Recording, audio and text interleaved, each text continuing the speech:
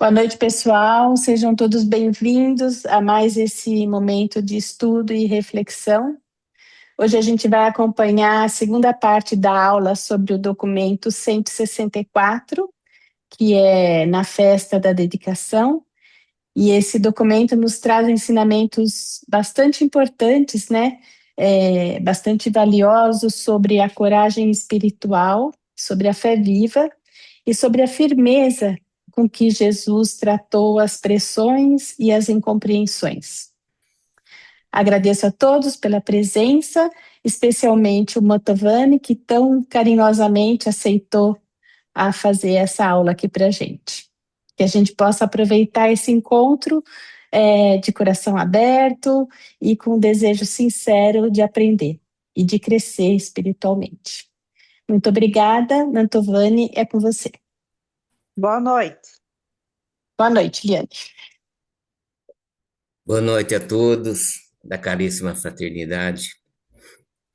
Boa noite a você também, leitor do livro de Urântia e ao futuro leitor do livro de Urântia no Brasil. Hoje nós vamos dar continuidade à apresentação do documento, da segunda parte do documento 164, que trata, cujo título é Na Festa da Dedicação. A semana passada eu fiz um preâmbulo sobre os tipos de festas que tem o povo judeu, né? E também alguma coisa a respeito da preparação do grupo apostólico e de evangelistas, de instrutores, né? Que Jesus começou a edificar, visando a propagação da sua palavra, do evangelho do reino.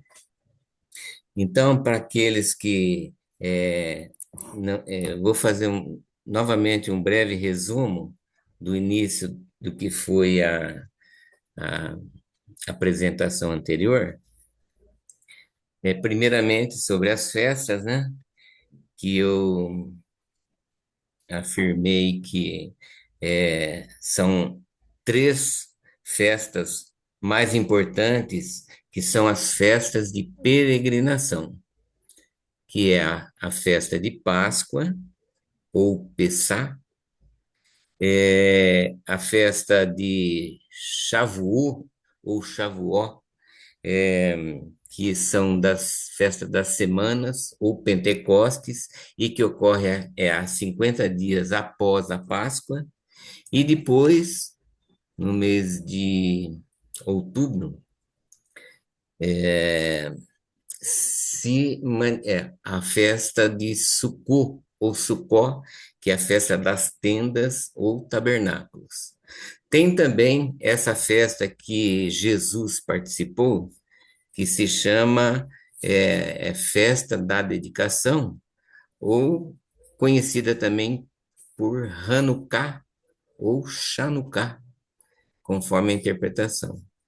E o interessante é que tanto Jesus, às vezes até segurado pelo seu grupo apostólico, né, tinha essa intenção de não perder nenhuma oportunidade festiva para transmitir o evangelho do reino do Pai e da fraternidade dos homens. Então, mais uma vez, ele se destacou, né? Rumando até Jerusalém, de onde ele estava, do acampamento de Pela, com firmemente com esse propósito, né, de dar mais uma chance aos líderes e instrutores judeus, né, a respeito da sua missão aqui na Terra. Aí, nessa semana ainda, eu fiz um outro tipo de levantamento, buscando encontrar os primórdios de tudo que isso aconteceu e acabei chegando numa Uma conclusão não, numa evidência interessante. Depois eu falo para vocês. Mas esse tipo de levantamento utilizando o livro de Urântia, desde o seu batismo no Rio Jordão, passando pela formação do seu grupo apostólico, né, a escolha dos apóstolos e depois a ordenação desses apóstolos. Depois veio é, as suas primeiras campanhas de pregação com os apóstolos, depois com um grupo de evangelistas dos discípulos de João, e esse movimento foi crescendo. Isso primeiro em Betsaida, depois foi continuando a crescer as campanhas ao redor da Palestina, né? E principalmente depois que teve aquele decreto do rei Herodes para sua captura e, e posterior julgamento, né, para levar a Jerusalém para ser julgado, aí ele começou, né, a mais se dedicar às províncias que eram mais amistosas à palavra. Então foi aí que ele, né, depois da fuga apressada que ele teve lá de Betsaida, em abril de 29, que ele foi, se não me falha a memória, tá, gente? Que ele foi fazer a campanha de pregação pelo norte da Galileia e até chegando à costa fenícia Eu e tô ouvindo depois, um eco, ó. posteriormente, descendo a Decápolis. Bom, com isso teve esse crescimento até chegar nas demais campanhas e até chegar à ordenação dos 70 do acampamento de Magadã, que eu considero assim como realmente um grande marco para a difusão da mensagem. E eu tenho comigo também que isso veio a conferir, né, uma certa convicção por parte do mestre, né, porque já lhe atribuindo uma certo grau de certeza que a obra dele iria continuar. E aí, aliado a essa tremenda ousadia, né, da parte do mestre, e chegou lá declaradamente para fazer esses ensinamentos lá para os líderes judeus, né, era o propósito inicial dele. Então a gente começa por aqui e antes de realmente entrar, eu fiz esse tipo de levantamento e descobri, pode ser uma coisa que eu achei até interessante. Quem sabe a caríssima Irmandade também acha. Todas as decisões e atitudes do mestre, assim, que teve importância, né? Maior importância, vamos dizer assim, ocorreram no mês de janeiro. Vocês não acham interessante? Vou dar alguns exemplos que eu marquei aqui do lado. O batismo, né, começou em janeiro de 26, logo após a morte de João Batista. Não, desculpa. Primeiro batismo, né? Depois sucedeu a morte de João Batista, também em janeiro de 26. Dá licença que eu vou ter que ver o que eu consegui levantar. A formação do grupo apostólico deu durante o decorrer do ano 26, mas a ordenação dos 12 já ocorreu em janeiro do ano seguinte, 27, depois de Cristo, obviamente, né? Que está no documento 140, e ocorreu no dia 12 de 1 do ano 27. O batismo foi no dia 14 de 1 de 26, não falei, né? E durante todo o ano 26 ele foi formando o seu grupo de apóstolos. O início dos trabalhos públicos de Jesus com os apóstolos foi uma decisão do dia 19 de janeiro de 27. E dali ele já afirmava que iria passar a Páscoa em Jerusalém, nesse ano de 27, com os apóstolos. A morte de João Batista, que foi em janeiro de 28, tá? Ele já estava preso lá na fortaleza de Macaeros, né? Então, e ocorreu em 10 de janeiro de 28. E a primeira campanha pública da Galileia ocorreu com Jesus, os 12 apóstolos e mais os apóstolos de João. E teve início em 18 de janeiro de 2018, desculpa, de 28 depois de Cristo. Teve a duração de 2 meses, seguindo pela segunda e pela terceira campanha. Teve mais um evento também que eu julgo de importância, é, ocorrida no mês de janeiro, que foi a constituição do grupo de mulheres, tá? Então, eu achei interessante expor isso aqui para a Irmandade.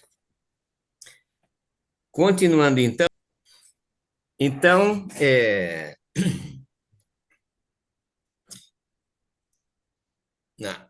da onde nós paramos, né?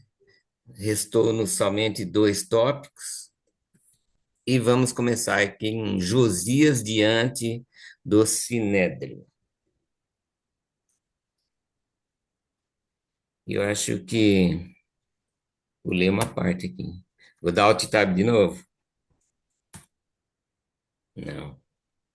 A flechinha para frente e para trás. Agora que apareceu a minha flechinha, Lili, é por isso. Ei, meu Deus do céu. Tá bom. Glória a Deus. Josias diante do Sinédrio e depois ensinando sobre o pórtico de Salomão. Vamos lá? É, no meio da tarde, a cura de Josias havia levantado em torno do templo uma discussão tal que os líderes do Sinédrio decidiram convocar o conselho no mesmo lugar da reunião habitual do templo. Vocês lembram, né, que o Senhor Jesus fez o milagre da reconstituição da visão do cego Josias, um cego de nascença, num dia de sábado, pela manhã, e com esse propósito dele de atingir o sinédrio. E ao fazerem isso, eles violavam uma regra estabelecida que proibia a reunião do sinédrio no dia de sábado. Jesus sabia que a violação do sábado seria uma das acusações principais contra ele a ser feita no momento da prova final, como de fato foi, né?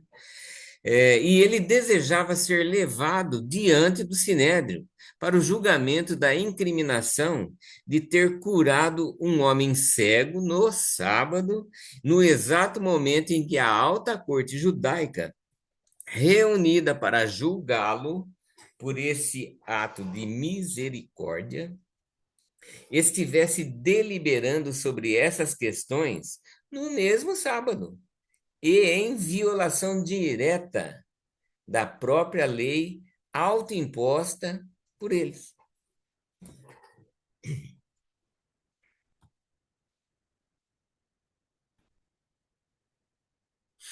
Entretanto, não chamaram Jesus para apresentá-lo diante deles, pois temiam fazê-lo para se apresentar, né? Eu estou com a minha. Vou até tirar aqui. Para apresentar-se diante deles, pois temiam fazê-lo. Em vez disso, mandaram que trouxessem Josias sem demora. Após algumas perguntas preliminares, o porta-voz do Sinédrio, com a presença de cerca de 50 membros, né, dos 70 que era a constituição do Sinédrio, ordenou a Josias que contasse a eles o que lhe havia acontecido. Desde a sua cura, naquela manhã, Josias andara sabendo, por meio de Tomé, Natanael e outros, eram os dois apóstolos, né, que acompanharam Jesus para essa nova empreitada, que os fariseus encontravam-se irritados com a sua cura no sábado e que provavelmente causariam dificuldades a todos os envolvidos. Mas Josias ainda não havia percebido que Jesus era aquele a quem chamavam de libertador. Não conhecia, né?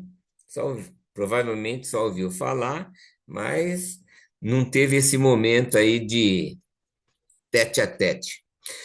E assim, quando os fariseus o interrogaram, ele disse: Esse homem aproximou-se, colocou argila sobre meus olhos, disse-me para ir lavar-me em Siloé, e agora eu enxergo.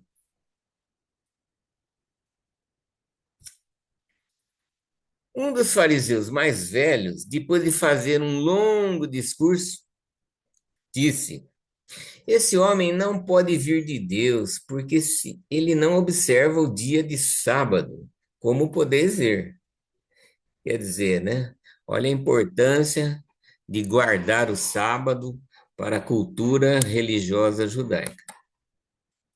Ele viola a lei, primeiro, ao preparar a argila, e depois, ao mandar esse mendigo lavar-se em Siloé no sábado.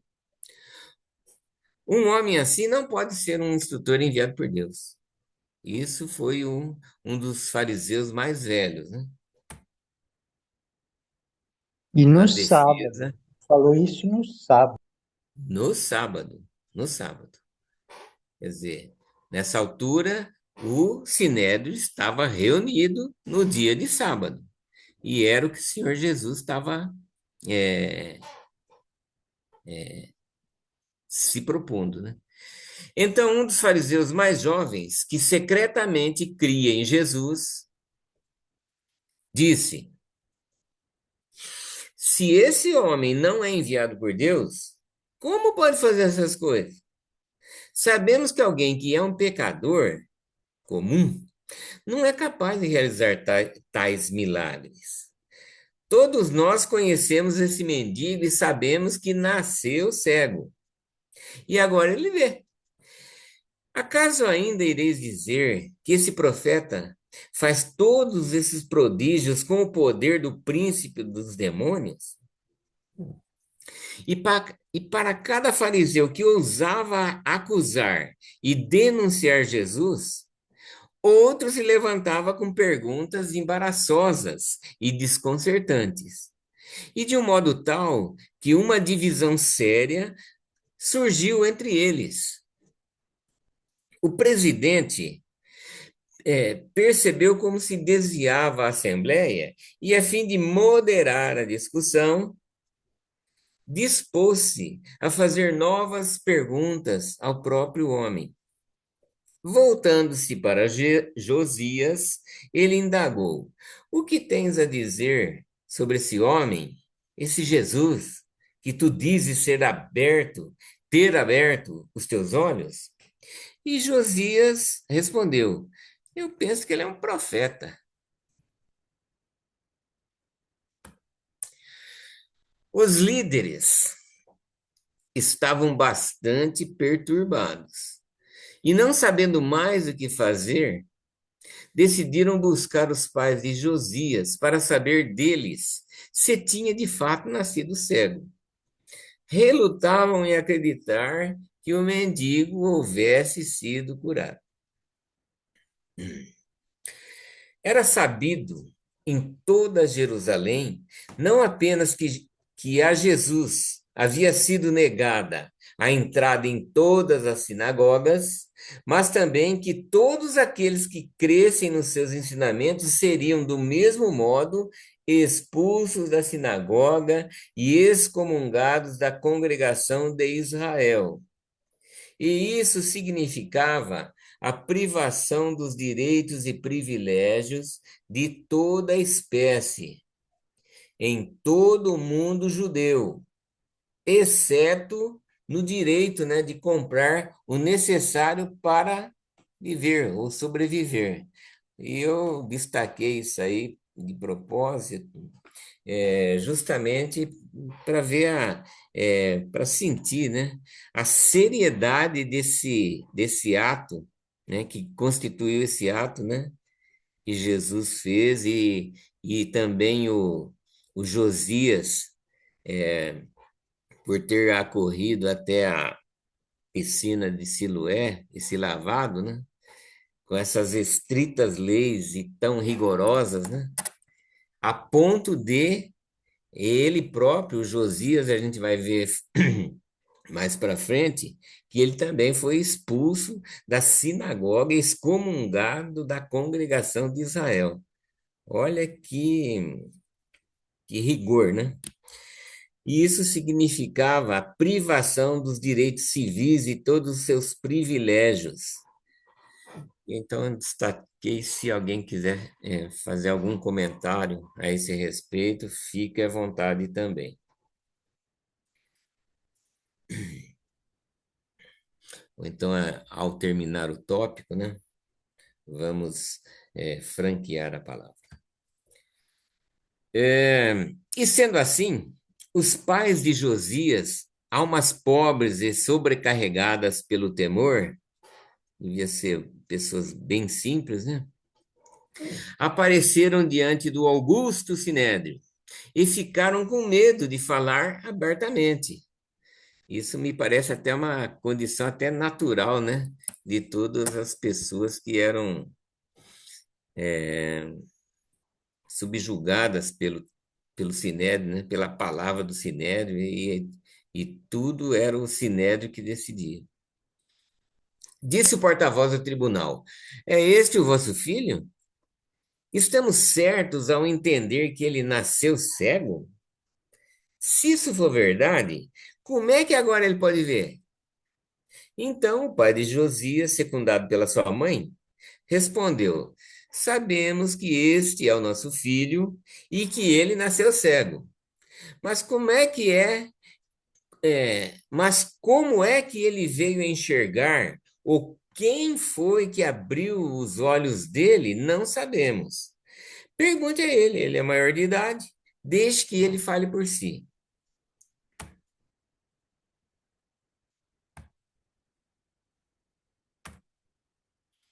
E agora, pela segunda vez, eles convocavam Josias perante o conselho.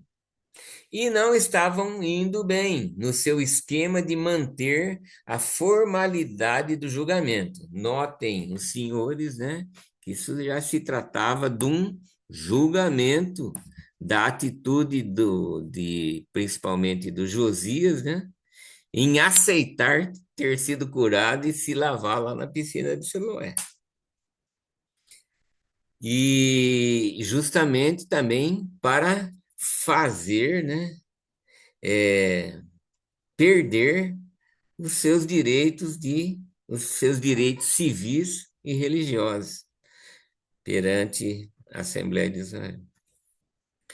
Então, alguns deles começavam a não se sentir confortáveis, né, alguns do Sinédrio, fazendo isso no sábado. E desse modo, quando convocaram Josias novamente, tentaram enganá-lo com um tipo diferente de insinuação. O secretário do tribunal dirigiu-se ao ex-cego, dizendo: por que não atribuir a Deus a glória disso? Por que tu não nos dizes toda a verdade sobre o que te aconteceu? Todos nós sabemos que esse homem é um pecador. Sabemos, né, porque, né, era um constante violador do sábado, né? Aliás, o Senhor fazia questão de fazer as coisas no sábado, em praticamente toda a sua carreira. Todos nós sabemos, né, que esse homem é um pecador, e por que tu te negas a discernir a verdade? Bem sabes que tu e esse homem são culpados de violar o sábado. Por que tu não expias o teu pecado, reconhecendo Deus como quem te curou, se é que ainda afirmas que os teus olhos foram abertos mesmo neste dia de hoje? Eu queria, de toda maneira, descaracterizar o milagre feito por Jesus, né, no dia de sábado. Josias, todavia, não era estúpido e até possuía algum senso de humor. E assim sendo, redarguiu ao secretário do tribunal, dizendo: se esse homem é um pecador, eu não sei. Mas de uma coisa eu sei: é que se antes eu era cego, agora eu vejo. E já que eles não conseguiam enganar Josias, eles procuraram saber outras coisas mais e perguntaram: como foi mesmo que ele abriu seus olhos? O que ele fez de fato em ti? O que ele te disse? Ele te pediu para que cresces nele? Tudo isso, essas perguntas, né, para chegar na conclusão do julgamento desse cidadão, do Josias, né, visando sua expulsão.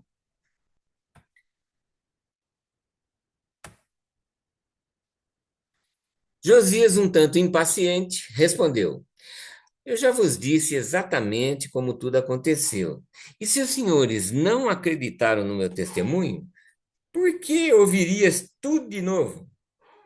Acaso também estás querendo ser discípulos dele? Quando Josias disse isso, o sinédrio irrompeu em confusão, quase em violência, pois os líderes avançaram sobre Josias, exclamando furiosamente: tu podes falar como sendo discípulo desse homem, mas nós somos discípulos de Moisés, somos instrutores das leis de Deus. Sabemos que Deus falou por intermédio de Moisés, mas quanto a esse Jesus, não sabemos de onde ele vem. Inclusive tinha a pecha, né, dos judeus com relação às demais províncias, né, e principalmente da Galileia, que diziam, né, pode vir alguma coisa boa de Nazaré.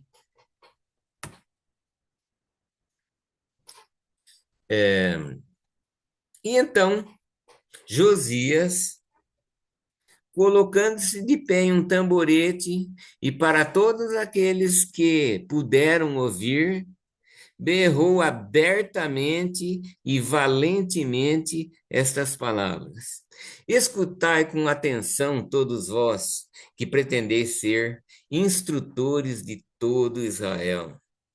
Enquanto eu vos declaro que estamos diante de uma verdadeira maravilha, pois confessais que não sabeis de onde vem esse homem, e ainda assim sabeis com toda segurança, pelo testemunho que acabastes de ouvir, que ele abriu meus olhos. Todos nós sabemos que Deus não faz essas obras por meio dos ímpios, que Deus só faria uma coisa dessas a pedido de um verdadeiro adorador, aquele que é santo e correto.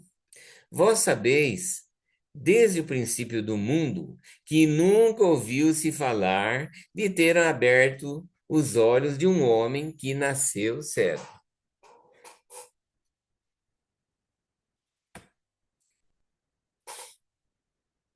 E então, olhai, todos vós, para mim, e compreendei, pois, o que foi feito no dia de hoje em Jerusalém. Eu digo a todos vós, caso esse homem não tivesse vindo de Deus, ele não poderia ter feito nada disso. E enquanto saíam, os membros do sinédrio, cheios de raiva e em confusão, gritaram para ele: tu nasceste totalmente em pecado, que era outro entendimento, né, do povo, né, para com as pessoas que nasciam com determinadas enfermidades de nascença, né? E até mesmo alguma enfermidade adquirida. E agora presumes ensinar a nós, tu que nasceste totalmente em pecado? Talvez nem cego realmente nasceste. E ainda que os teus olhos tenham sido abertos em um dia de sábado, isso foi feito com o poder do príncipe dos demônios. E dirigiram-se imediatamente à sinagoga para expulsar Josias. Opa. No início do seu julgamento, Josias tinha poucas ideias sobre Jesus e a natureza da sua cura.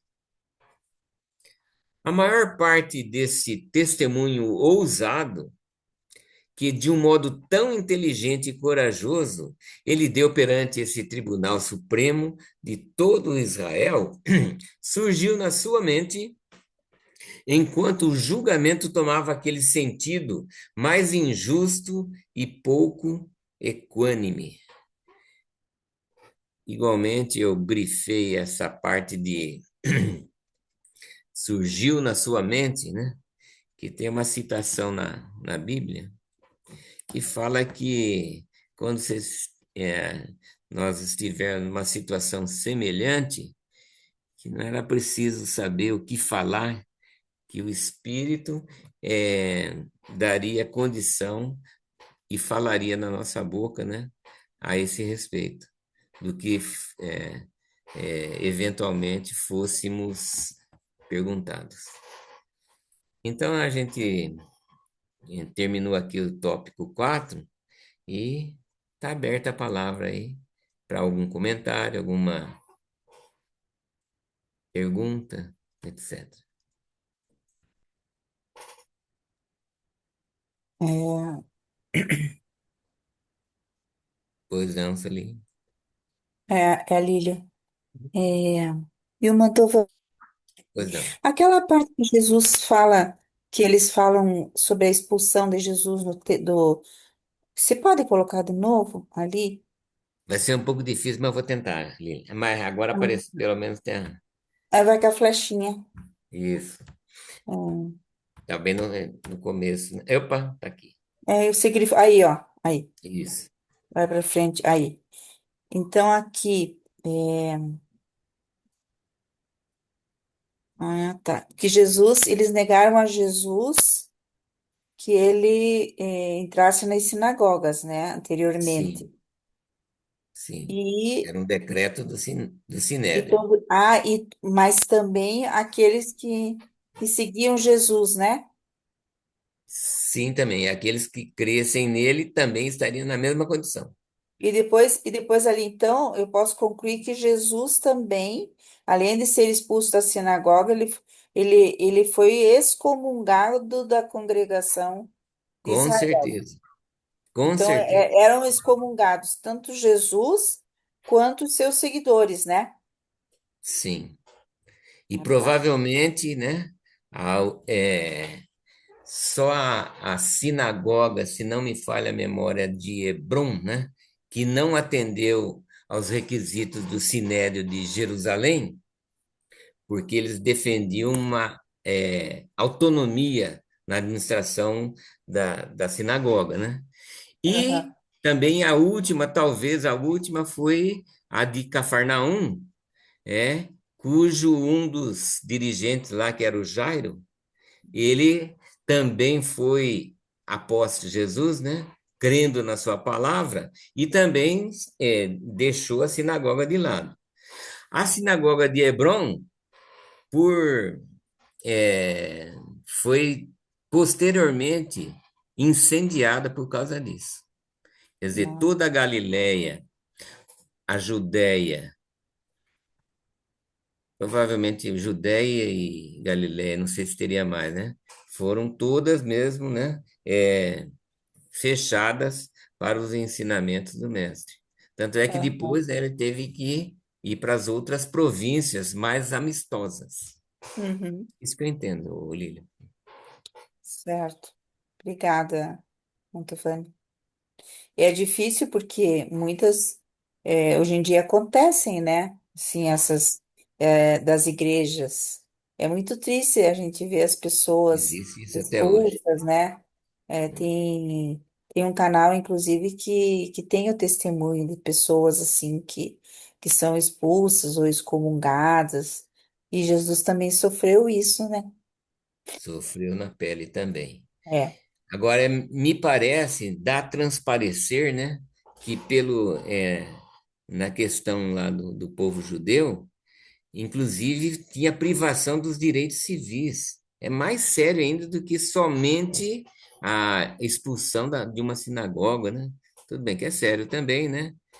Pela mentalidade que a pessoa tinha, né? Pô, eu fui expulso da congregação de Israel. Não posso nem sequer adentrar numa sinagoga. Uhum. Imagina como é que fica o pensamento da pessoa, né? É.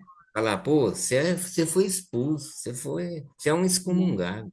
Sim. Além disso, ainda tem a privação de direitos civis, que só é o direito de comprar o necessário para viver. Já pensou? Então, Pois não, Celine. Oi, eu ia fazer uma pergunta, mas com esse comentário eu quero às vezes, falar uma coisa antes. Pois não. O Papa anterior, o Papa Bento XVI, excomungou os divorciados. A gente não podia entrar na igreja nem tomar a comunhão. O Papa Francisco foi quem reverteu isso. Olha, Então, imagina você se sentir excomungado, é horrível, pois é. porque Mesmo você de se uma divorciou. instituição, É, exatamente, porque você se de uma divorciou. igreja institucionalizada, quer dizer. É, exatamente. Mas não era isso que eu queria falar. Eu Pois queria não. a sua opinião. Vamos ver. Se a gente fizer um paralelo desse episódio, né, da postura do Sinédrio frente ao milagre que Jesus propositalmente fez num sábado, né, a cura do cego no sábado, Jesus fez propositalmente na frente da sinagoga, justamente para instigar, né, o Sinédrio. Então, se a gente fizer um paralelo desse episódio e da postura que o Sinédrio teve com relação a um encontro com o livro de Urântia, até que Hum. ponto você acha que as nossas próprias crenças podem nos tornar resistentes à verdade, né? A verdade que o livro nos apresenta. Isso frente ao Sinédrio ou frente Não, ao frente povo em geral? às nossas próprias crenças, porque o que eles É? estão falando aí é que naquela época, né, o Sinédrio julgava que as tradições eram mais importantes que curar um cego, né, que um milagre de curar um cego. Quando a Sim. gente encontra o livro de Urântia, isso era uma crença deles, né? Eles eram todos presos às tradições, a rituais, etc. Quando você encontra o livro de Urântia, todo mundo traz uma bagagem, né? Ninguém veio limpinho. Todo mundo trouxe um monte de malas, pelos caminhos que a gente passou. E eu sei qual é a minha opinião, né? Mas eu queria saber de você, o quão difícil é largar essas malas para trás, o quão difícil é abrir mão dos rituais, das tradições e entrar em sintonia com uma religião da experiência, né? Com uma religião que é uma verdade viva. Qual que é a sua opinião sobre isso? Eu creio que talvez seja a mesma reação que cada um de nós teve ao conhecer, né, de cada um da sua maneira, ao conhecer o livro de Urântia. No meu caso particular, Celine, eu já vim de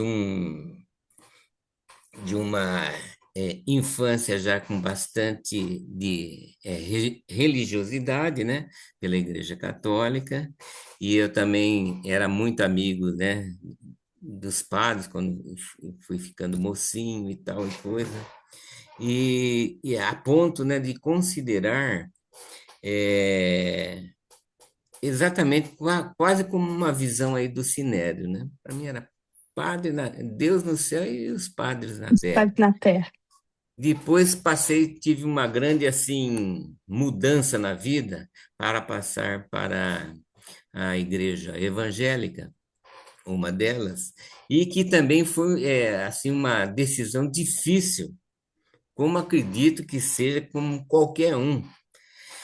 Depois disso, né, de estar mais, vamos dizer assim, mais acertados com os caminhos que a gente achava que era o mais correto, apareceu um livro precursor do livro de Urante, que eu nem vou dizer qual é, mas que afetou, né, a muitos de nós e que realmente me trouxe, para mim particularmente, uma grande, uma verdadeira chacoalhada, né? A ponto de pôr em dúvida, né, as próprias crenças pessoais numa igreja que eu já tinha deixado para trás, mudando de uma outra igreja e falando, pô, mas de novo. Aí, desse passo, desse livro, dessa série, para chegar no livro de Urântia, foi uma coisa assim, vou dizer para você, Sueli, para toda a Irmandade, uma coisa natural. Não sei se vocês vão acreditar. Que eu aceitei uma naturalidade absurda. E, e aqui estamos nós, graças a Deus, né? Continuando dando um pouquinho de nós para a obra. Muito obrigada. Tudo bem, Sueli. A Hélio, Giovanni, boa noite, tudo bem? tudo bem. Jai, hoje é meu primeiro dia assistindo e desculpa até a pergunta, mas é porque eu sou um pouco leiga ainda no assunto, sabe? Só Nós que também, Ana Maria. eu Todos queria entender, estudantes. todo mundo aprendendo, né? Mas eu tenho uma dúvida de, assim, porque eu não consegui pegar as aulas anteriores, sabe? E eu queria saber qual que foi o ponto em que Jesus começou a se tornar, como é que eu falo? Tão perseguido. Assim, era algo que já estava, de acordo com o livro de Urântia, era algo que já estava preparado ou tomou um rumo diferente? Certo. Alguém mais habilitado pode me dar uma ajuda para Ana Maria, como dizia o Hélio? Eu acredito que desde o começo, né, Mantovani? Desde o Desde quando início ele começou a se expor publicamente, né? desde que ele fez o primeiro milagre lá quer dizer, que não foi bem milagre, né? Que foi mas foi algo extraordinário lá da Bodas. transformação da água em vinho, né? Então, lá ele já chamou atenção e já começou a perseguição. Sim. E até mesmo antes, né? Com a sua própria família. Ele nunca teve É apoio, né? verdade. E só veio ser observado, então entendido depois dos momentos finais. A Ana Maria, não sei se respondemos a contento, mas eu acho que foi por É aí, uma por coisa esse até, caminho mesmo. eu acho que da gente se observar, quando a gente para olhar, a gente fala assim, nossa, hoje a gente tá tão evoluído, né? O mundo tá tão diferente, mas quando a gente para olhar profundamente as relações humanas, a gente percebe que não é tão diferente, né? A gente olha, não, como que fizeram isso? Qual que era o contexto para terem feito uma coisa dessa? Como que você, é, como é que eu vou falar? Como que você sacrifica uma pessoa que faz milagres, né? É, Eu particularmente, antigamente eu julgava muito, né? E eu pensava muito no como que as pessoas naquela época não tinham a mente, uma falta de conhecimento, mas hoje também não é tão diferente.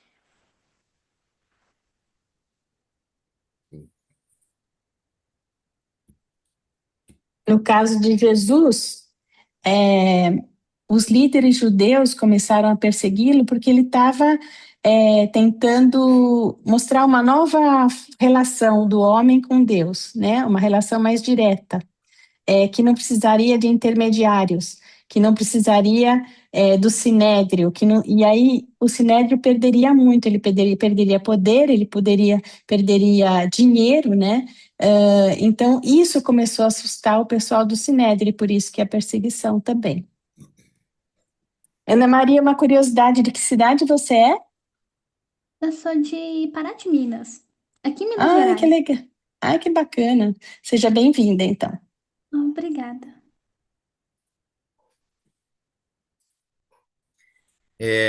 Para quem eu passo a palavra, a precedência era do Aélio. Agora, Eu prefiro que você passe a palavra para a Yara. tá Eu bom. quero ouvi-la antes. Ok. Pode ser Yara e, na sequência, Leopoldo. Tem a Márcia. Sim. Posso falar? Pois não, Yara. Fica à vontade. Obrigada, Mantovani. Obrigada, Hélio. Juntando, unindo ao que já está sendo colocado, para mim, na minha percepção, Jesus passa a ser perseguido também, porque ele era uma voz que se levantou diante de tudo que impedia as pessoas de terem voz, né? Então, a voz que apresenta o reino do Pai é também a voz de um homem que ninguém entendia quem era, de onde vinha, e que era ouvida e seguida por uma multidão de pessoas que já também reconheciam o quanto ele trazia o bem. Até mesmo soldados, né, que eram designados para prendê-lo, reconheciam a força que ele tinha.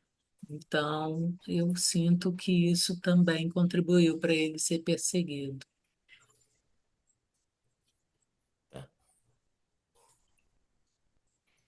Ele apresentou um poder diferente, o verdadeiro poder, né? E Poder do... talvez também não só por isso, né, Yara? Não, não só por isso. É o que eu estou falando. As nossas percepções elas vão se unindo, né, com fatos e com E percepções mesmo. Mas diga, o que você ia dizer, Mantovani?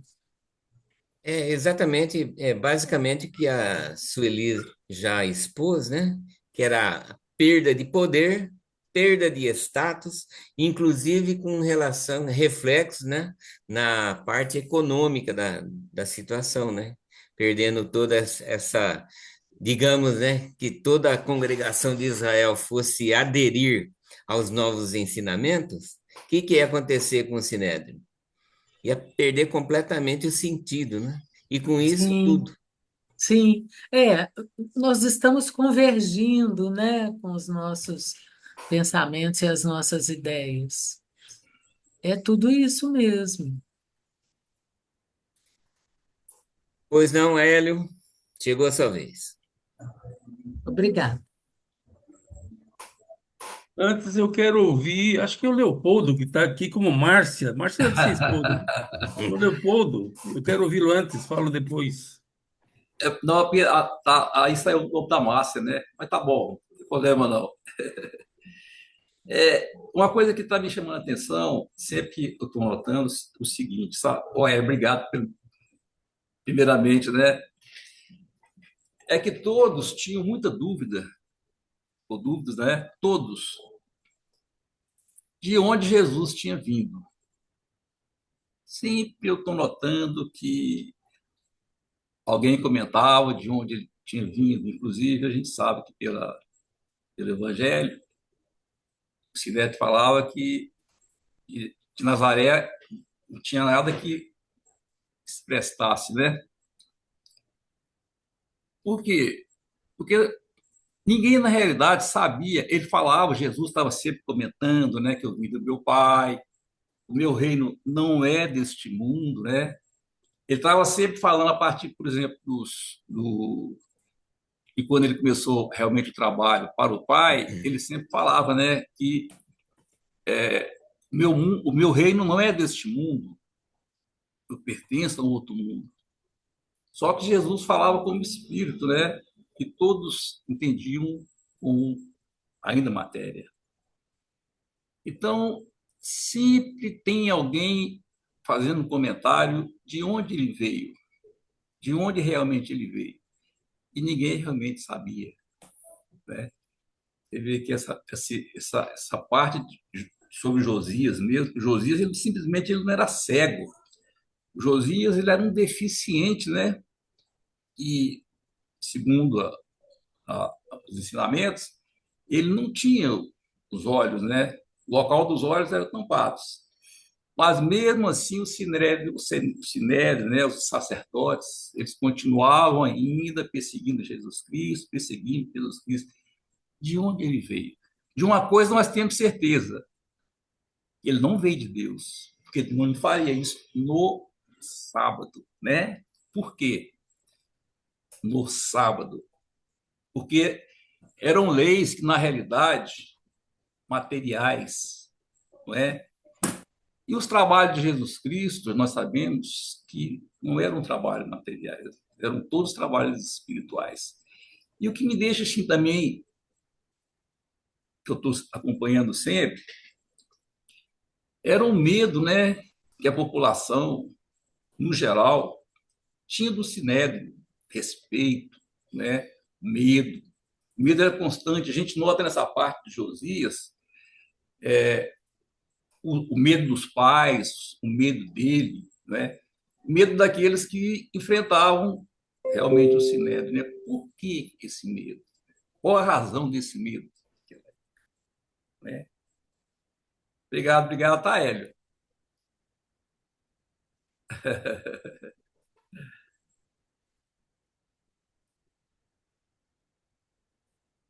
Ok, Hélio. Obrigado, Bom Leopoldo. vê-los a todos, especialmente o Adivaldo, que foi um dos primeiros que foram tolerantes com as minhas curiosidades, impertinências e contestações. À época, eu não tive a oportunidade de agradecer, Adivaldo, mas você foi um dos primeiros que me cativou.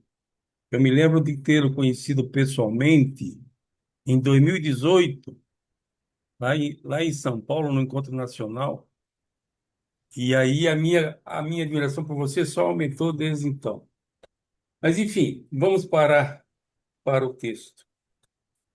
É, Ana Maria, a tua pergunta foi uma das perguntas que eu também fiz em algum momento dessa minha jornada, que começou em 2014, ou seja, tem mais de 12 anos. Eu realmente queria saber exatamente a questão que você colocou aqui. Então, em função disso, eu vou dizer para você o seguinte: esse assunto eu já esgotei para mim mesmo ao longo desses anos todos, com a ajuda de veteranos, dos quais muitos estão aqui. Mas, para você, eu vou dizer o seguinte: tem um grupo bem sacana chamado Grupo Urante School que discute esses temas, e eu vou trazer esse tema amanhã para o grupo Urante School. Se você quiser saber um pouco do que eu aprendi, eu te convido a participar desse grupo. Mas eu acho que hoje, em particular, nós devíamos focar na palestra do Mantovani e no documento 164, especificamente nesse capítulo 4. O que eu depreendi desses vários parágrafos que foram lidos foi o seguinte: o livro Durante traz muitas informações e a metodologia que escolhemos foi ler documento a documento, capítulo a capítulo, parágrafo a parágrafo, e aqui eu não vou desperdiçar a oportunidade de comentar sobre o que nós lemos e ouvimos hoje. O que eu entendi é que os líderes, quando souberam do milagre, eles tentaram desmerecer o feito, começando por questionar por que esse milagre foi feito no dia de sábado. Vale destacar que nos 10 mandamentos original trazidos por Moisés, o sábado é o quarto mandamento. Esse mandamento foi adulterado pela Igreja Católica, de sorte que foi mudado até o dia, de sábado para domingo. Mas voltando a 2000 anos atrás, ao tempo que o Sinédrio estava reunido, não existia domingo como dia sagrado, era o sábado. E eles queriam dizer o seguinte, desmerecendo o milagre. Queriam dizer o seguinte: ora, se fosse da parte de Deus, esse feito não poderia ter acontecido no dia de sábado. Estaria contrariando a lei de Moisés, estaria contrariando os 10 mandamentos. Então, é o primeiro indício sério de que essa cura ou o curador é duvidoso. Mas foram hipócritas, porque eles estavam condenando o feito da cura cego numa reunião que eles fizeram no próprio sábado, que também era proibido. Como é que eu posso apontar o dedo para alguém estando meu dedo sujo? Não tem a menor lógica, isso é hipocrisia. E essa hipocrisia era óbvia, e o texto, em vários parágrafos, deixou claro essa hipocrisia. Eles tiveram que mudar essa lógica. Então, mudando a lógica de que um milagre sendo no sábado estava errado, segundo as leis deles, eles partiram para outra lógica. Qual a outra lógica deles? O cego não era cego de nascença e que não se tratou efetivamente de um milagre, porque era uma fraude, era fake news. Só que o beneficiário maior desse feito estava ali, diante deles. E ter o testemunho dizendo: olha, não sei nada do que estão dizendo, aí a profundidade espiritual dos argumentos de vocês foge do meu alcance, mas o fato é que eu sei sim, e meus pais podem confirmar. Eu era cego de nascença e agora estou enxergando. Aí, diante dessa colocação tão direta, eles tentaram questionar a força ou a força espiritual, a força que fez com que Jesus realizasse esse feito. E aí começaram a razoar, dizendo que não podia ser de Deus. Deus não usaria um pecador, seja quem fosse, para fazer tal milagre, a considerar que fosse verdadeiro. Ou seja, mas existe uma outra entidade tão poderosa quanto Deus que poderia eventualmente ter feito este milagre. Que entidade é essa? O adversário, o diabo, o inimigo, Satanás. Então, já que não podiam questionar o milagre, então atribuíram-no ao diabo. Bom, eu só estou resgatando o que nós acabamos de ler para não fugir muito do assunto da leitura. Por fim, o Sinédrio estava reunido numa dependência do templo, e não era necessariamente na nave principal do templo, estavam reunidos em alguma dependência dentro do templo, mas não na nave principal. Eles disseram o Câmara do seguinte, Conselho. perdão, Câmara do Conselho, perdoa eu. era uma câmara dentro do templo, mas não era a Dentro do sinagoga, templo. que é onde as Não. pessoas se reúnem para fazer adoração e para ouvir as escrituras dos profetas e patriarcas. Mas, enfim, eu estou colocando geograficamente dentro do templo a sinagoga como sendo diferente dessa câmara do conselho. Eles estavam em lugar sagrado, num dia sagrado, cometendo heresias e calúnias tais e tantas, completamente questionáveis, na mesma linha de raciocínio deles. Mas eu perdi um pouco do foco, como eu perdi o foco, eu não vou, e já falei demais, eu vou parar agora. Obrigado. Muito obrigado você, Aélio. Parabéns pela explicação, e acho que foi muito boa. Roberto e depois Ana Maria.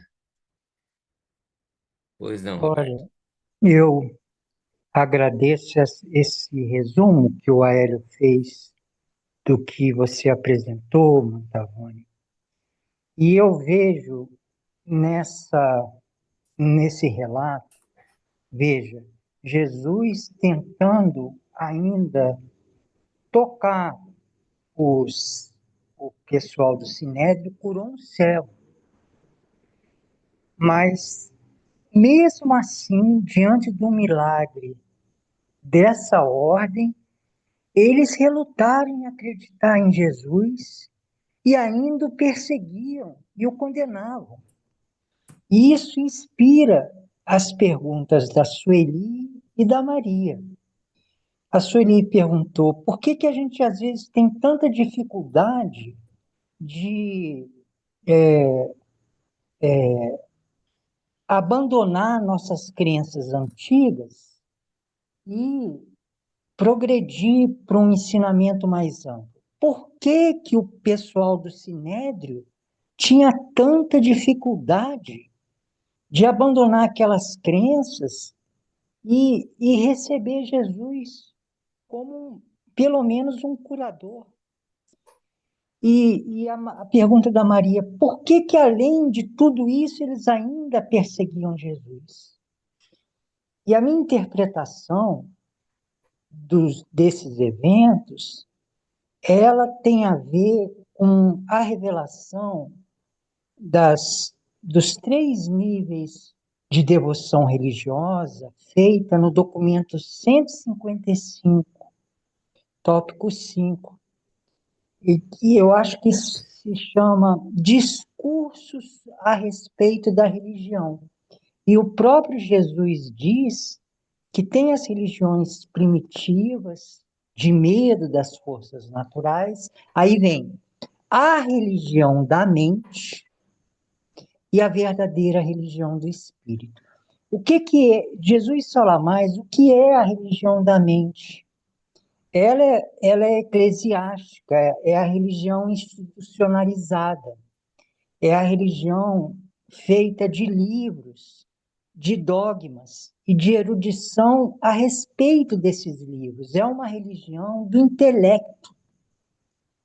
E a verdadeira religião do espírito é uma religião viva de uma experiência pessoal com a presença espiritual no nosso coração.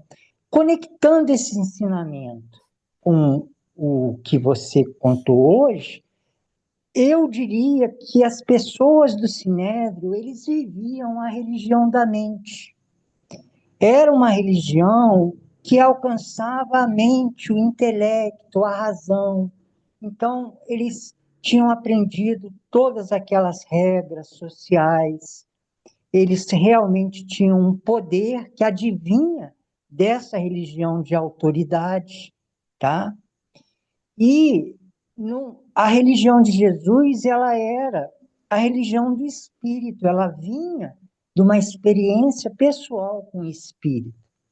E se você está só na mente, só no intelecto, é difícil para você reconhecer uma pessoa que tem a autoridade de autor, que fala diretamente da fonte espiritual. Porque a realidade espiritual é interior.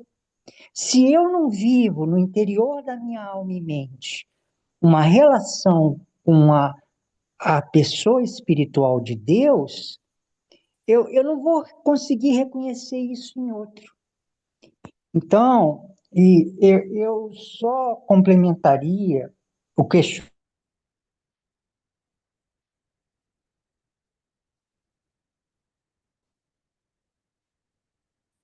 Roberto? Comudo? Pois é. Mundo. Enquanto o Roberto se recupera em seu sinal, vamos passar a palavra para Ana Maria? Pode ser, Ana? A explicação do Aélio, ela foi muito interessante porque a gente vê que nesse trecho em específico, o Sinédrio, ele pode também ter entrado, né, em um desespero, porque no momento em que Jesus é, fez esse milagre no sábado, é, em frente à sinagoga, né? Em frente à Ele, sinagoga.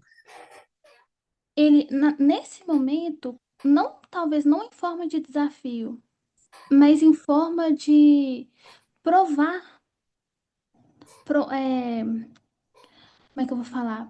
Provar ser o profeta. E eu acho que Sinédrio, né, diante dessa situação, né, por Jesus ter feito um milagre, que num dia que seria contrário a todas as escrituras, acabou levando ele um certo desespero, não só em perseguir, né, mas também por medo.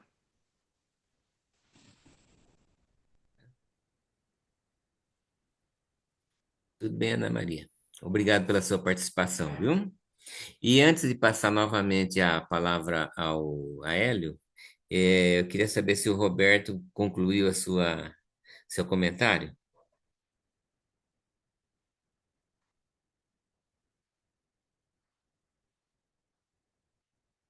Pois não, Roberto?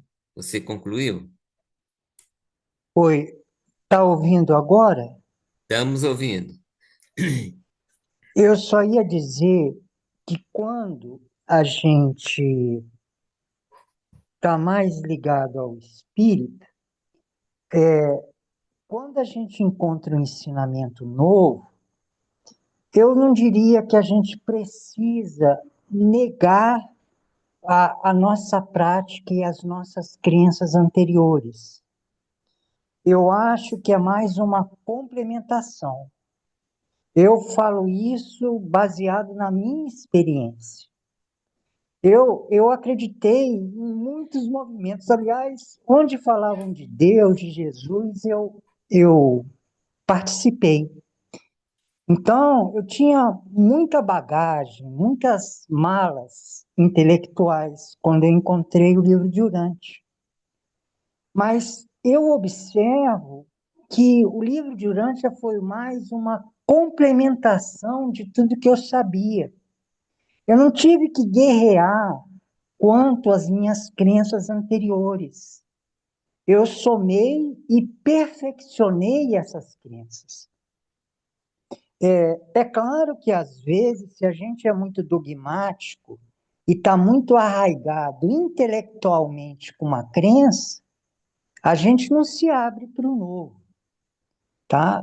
Mas quando a gente tem o coração flexível e a mente aberta, o novo ensinamento ele é mais um complemento. Isso é muito importante, porque você não fica com uma guerra com o seu passado. É mais uma ressignificação. E eu vou concluir. Essa atitude de você progredir espiritualmente e ressignificar suas crenças e práticas anteriores, ela é muito reforçada num livro da Igreja Católica da Comunidade Shalom. Esse livro se chama Tecendo o Fio de Ouro. E ele compara a nossa vida com um fio que às vezes está encardido. E o curso sobre psicologia da vida consagrada consiste em você rever a sua vida junto com Cristo e o Espírito Santo e ressignificar a linha do tempo da sua vida. A linha do tempo que pode ser um fio encardido e com a mente de Cristo se transforma num fio de ouro. Então, esse que eu acredito que é a maneira correta de progredir espiritualmente, é ressignificando as nossas experiências anteriores e ampliando os nossos conceitos da verdade, e não os negando. Outra pessoa que fala sobre isso é o doutor da igreja. Eu acho que é o Agostinho, não é ele? Ele compara o nosso progresso com um rio que vai se enchendo de afluentes. O nosso passado traumatizado, ele compara com água congelada. E quando você revê esse passado com a luz de Cristo, aquilo vira mais energia. Eu não sei se eu me expressei bem nesse ponto tão importante, visando a questão da Sueli, que ela perguntou: por que a gente às vezes tem dificuldade de abandonar nossas crenças antigas e assumir nova crença? E eu falei, mas talvez não apenas abandonar, mas complementar. É isso. Ok, Roberto. Muito obrigado pela sua contribuição. Aélio? Estou aqui mordendo a língua. Barbaridade. Quase torei ela agora. Mas eu me inscrevi para falar com a Ana e dizer para a Ana o seguinte: essa questão de na frente do Sinédrio, na frente do templo, na frente da sinagoga, é apenas geografia, não tem importância nenhuma. Nenhuma, nenhuma, nenhuma. Não tem importância nenhuma. Vale destacar, já foi dito, mas eu vou destacar, que essa festa da dedicação, que é o documento 164, que o Mantovani está trazendo para nós, aconteceu ali pelo mês de novembro do ano 29 depois de Cristo. Vale lembrar que Jesus morreu em abril do ano seguinte, ou seja, é, menos de 6 meses depois, Jesus estava crucificado e morto. Então, essa questão de por que o sinédrio, os sacerdotes, os fariseus, é, é, escribas queriam prender Jesus e levá-lo à morte, nós também já discutimos a exaustão em várias salas. A exaustão. Nós percebemos, para simplificar, que eles queriam a morte de Jesus porque eles achavam Jesus blasfemo, herético. Claro que tudo que foi dito até agora, que ia comprometer a autoridade deles, essas coisas, é válido, mas efetivamente é como se alguém chegasse hoje e dissesse, numa congregação forte, tipo a Igreja Católica: eu sou filho de Deus e eu tenho a procuração direta e o que eu disser é a palavra dele. Vai levar pedrada, heresia, é blasfêmia. Então, falar da Irmandade de Deus já era uma coisa completamente diferente. Eles não, nem falavam o nome de Deus, o que era blasfêmia, e o cara dizia que era filho de Deus e estava ali representando. Bom, não vou entrar nesse assunto, eu já te fiz um convite, e se você quiser saber mais, não vai ser nessa sala e certamente não vai ser hoje. Mas o assunto é interessante. Eu realmente acho que você deveria pesquisar mais e devia ouvir mais sobre o assunto. Com relação ao que o Roberto, meu caro Roberto, que eu chamo de mestre, falou, eu discordo 100%. Mas é 100%, não é 99,99, é 100%. 100%. Por quê? Quando você chega numa encruzilhada que você tem duas opções, ou pega a direita ou pega a esquerda, uma delas está certa, a outra está errada. Não se trata de uma linha paralela que, em algum momento, por algum desvio pequeno, se encontram e seguem juntas. Se você escolheu a direita, você está se distanciando da esquerda e vice-versa. O conhecimento do livro Durante não é complementar a nada. Ele agride tudo que a gente aprendeu dentro do cristianismo. Faça conta de outras filosofias orientais. Não tem nada de complementar. E eu digo com todas as letras e pego briga com quem quiser. Não tem complementar nenhum. É discordante, é diferente, não tem nada disso. Mas eu não quero discutir isso com o Roberto, apenas me fez mal ouvir isso. Roberto, lá no grupo você é administrador como eu. Vamos lá que a gente discute em detalhes. E eu vou dizer com mais propriedade que você está muito equivocado, meu caro. Obrigado. Sueli, e logo após a gente retoma, senão a gente vai passar da hora novamente. O Roberto, que nos desculpe para fazer a sua tréplica depois, tá, Roberto? Vou ser bem rapidinha com relação ao que o Roberto falou. Eu concordo com ele, muitas vezes pode ser complementar, mas o que a gente vê nas salas nos grupos, muita gente que tenta adequar o que o livro de Urântia está ensinando nas crenças que a pessoa já tem. A gente cansa de ver isso, né?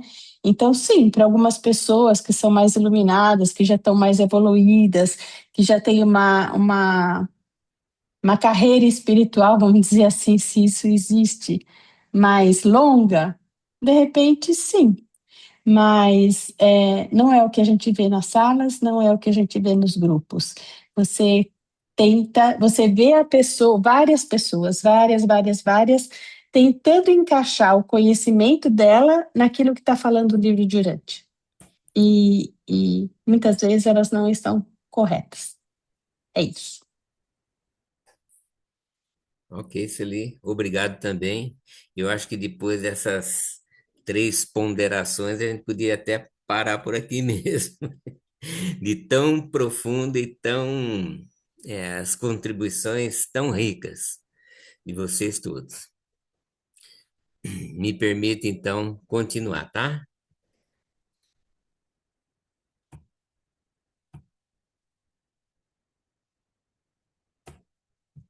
Deixa eu chegar no tópico 5 agora. Ensinando sob o pórtico de Salomão. Acontecia essa sessão do Sinédrio que violava a comemoração do Sabá, ou Shabá, em uma das câmaras do templo. Enquanto isso, bem ali perto, Jesus estava à mão, ensinando ao povo. Podia até estar nas confluências do interior do templo, mas não na parte principal, nas naves, como diz o Aélio, né? E, provavelmente nos corredores, ou então nas vias de acesso para a, a parte principal do templo, porque ele também estava proibido de, né, entrar nas sinagogas, né, e pregar, naturalmente. Então ele só ficava por ali. Então ele estava à mão, ensinando ao povo no pórtico de Salomão, esperando que fosse convocado perante o Sinédrio. Estava de butuca lá, né? Quando poderia contar a todos as boas novas da liberdade e do júbilo da filiação divina ao reino de Deus. Mas eles continuavam temerosos de mandar chamá-lo. Sempre se sentiam desconcertados com essas súbitas aparições públicas de Jesus em Jerusalém, não era para menos. A ocasião exata que eles próprios buscavam tão ardentemente, Jesus agora lhes proporcionava. Mas temiam trazê-lo, tendo o próprio Sinédrio como testemunha, e muito mais ainda temiam prendê-lo. Jerusalém estava na metade do inverno e o povo buscava o abrigo parcial no pórtico de Salomão. E como Jesus permanecia ali, as multidões fizeram a ele muitas perguntas e ele ensinou a todos por mais de 2 horas.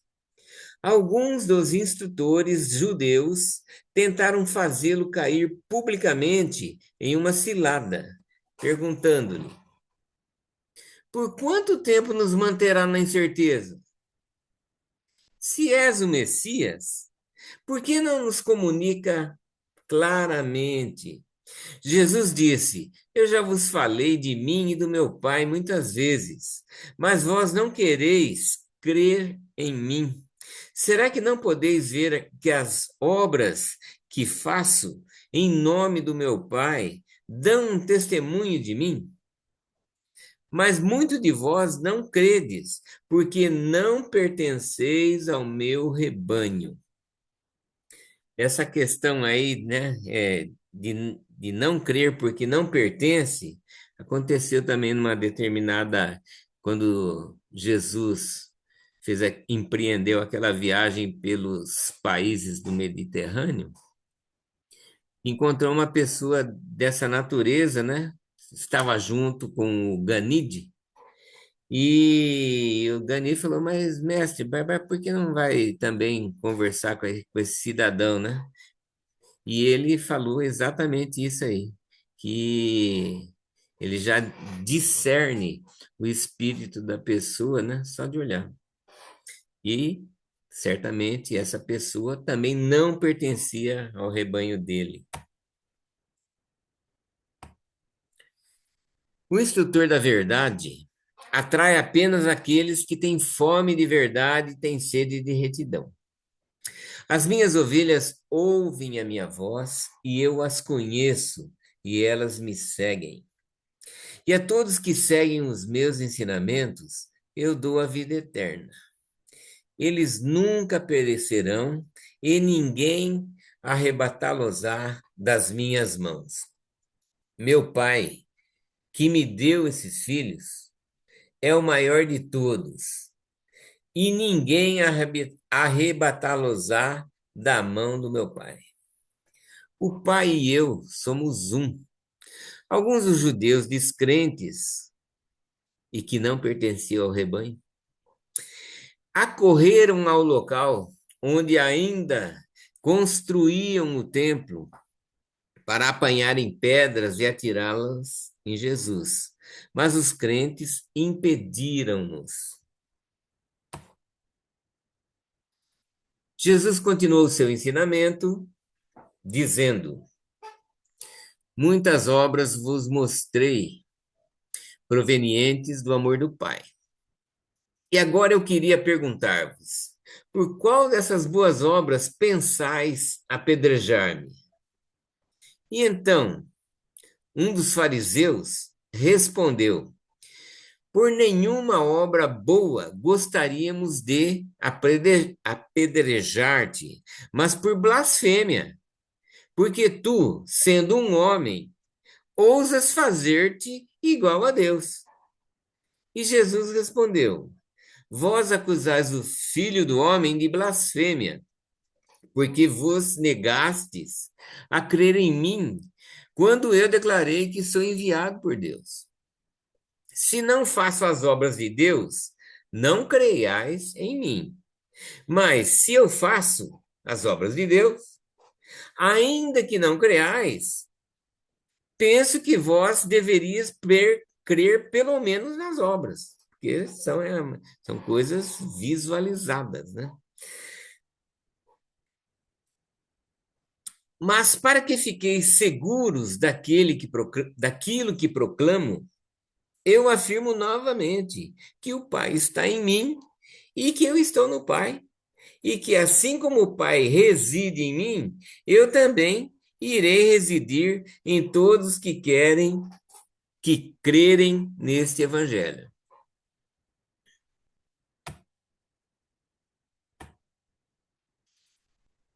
E quando o povo ouviu essas palavras, muitos deles correram para pegar pedras e atirar nele.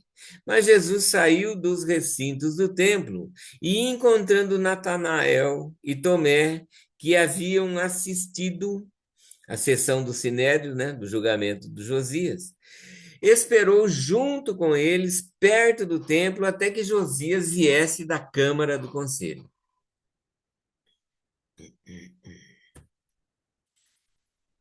Jesus e os dois apóstolos só foram procurar Josias na casa dele, quando souberam que ele havia sido expulso da sinagoga.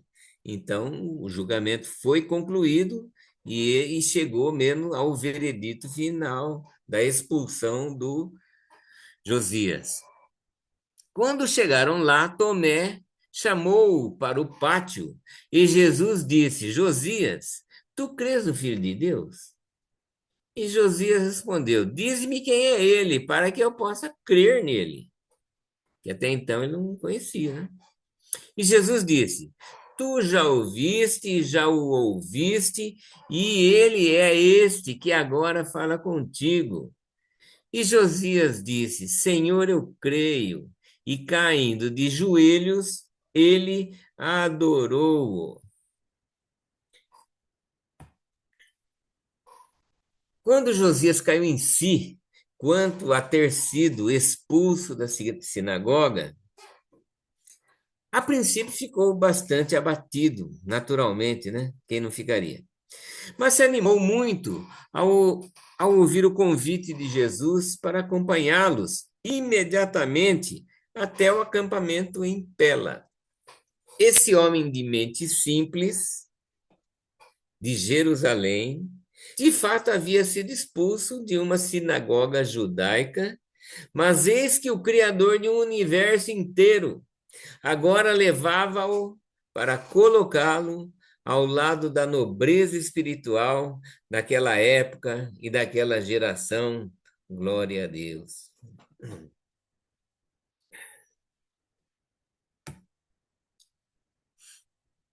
E agora Jesus deixava Jerusalém para não mais retornar até pouco antes do momento em que se prepararia para deixar este mundo.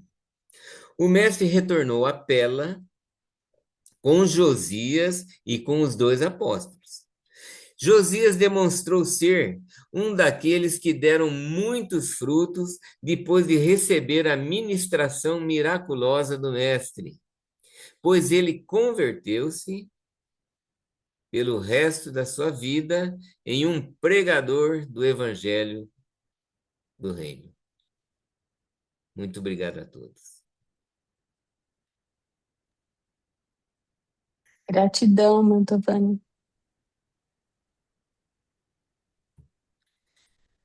Está mais uma vez, né, aberta a palavra para algum comentário, alguma pergunta. Fiquem à vontade.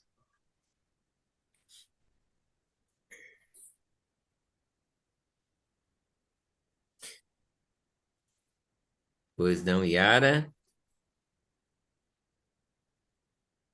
Está com o microfone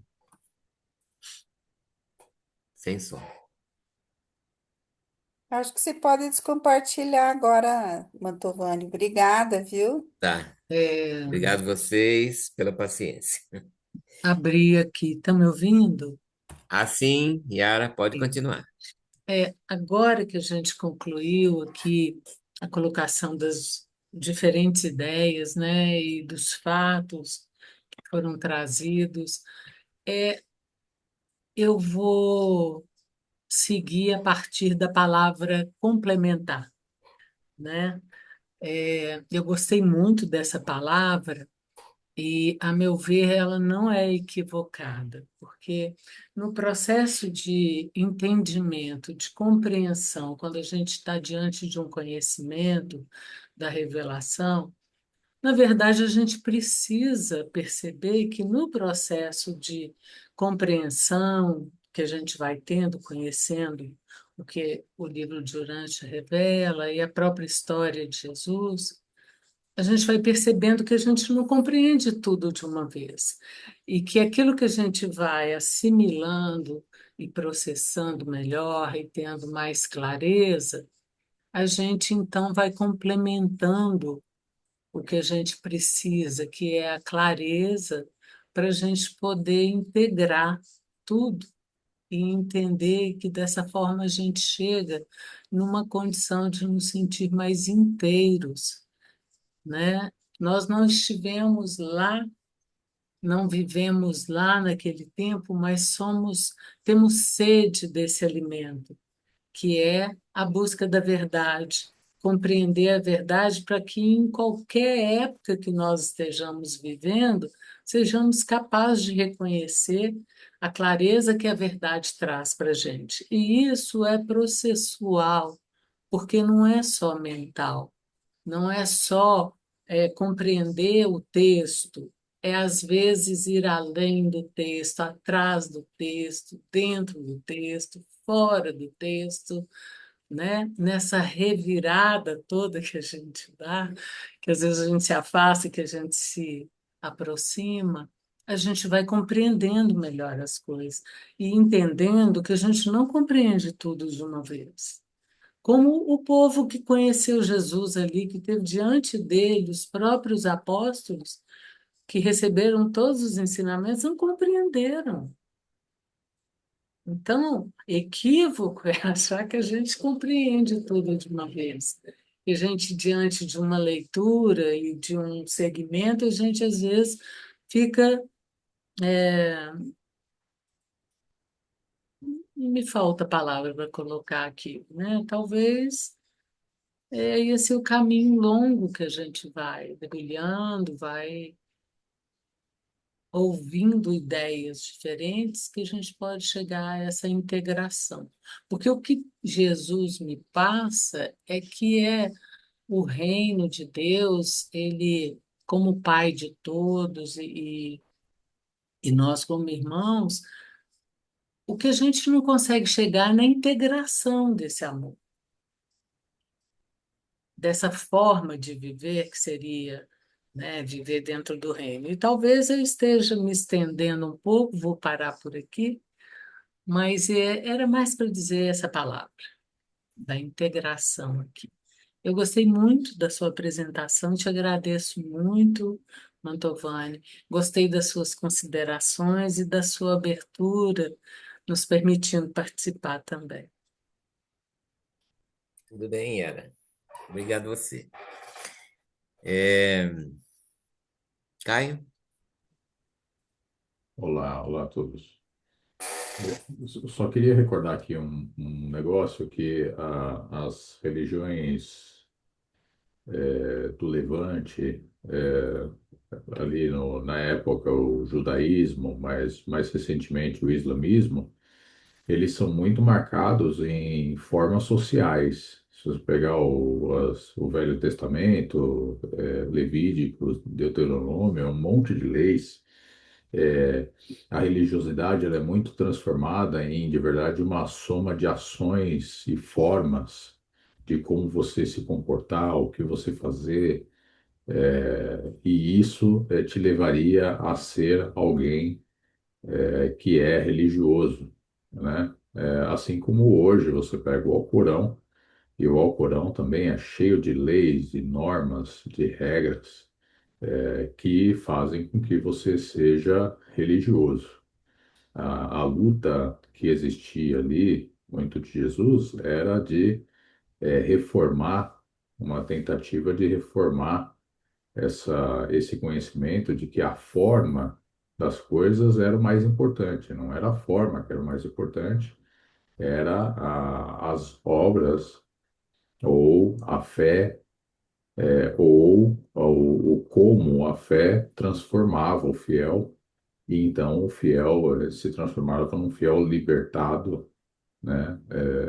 Que simplesmente suas ações eram ações mais elevadas, mas não por uma lei escrita em pedra ou escrita em papel, ou seguindo normas cerimoniais e coisas do tipo. Era simplesmente uma lei que vinha de uma moralidade mais elevada de uma religião, né?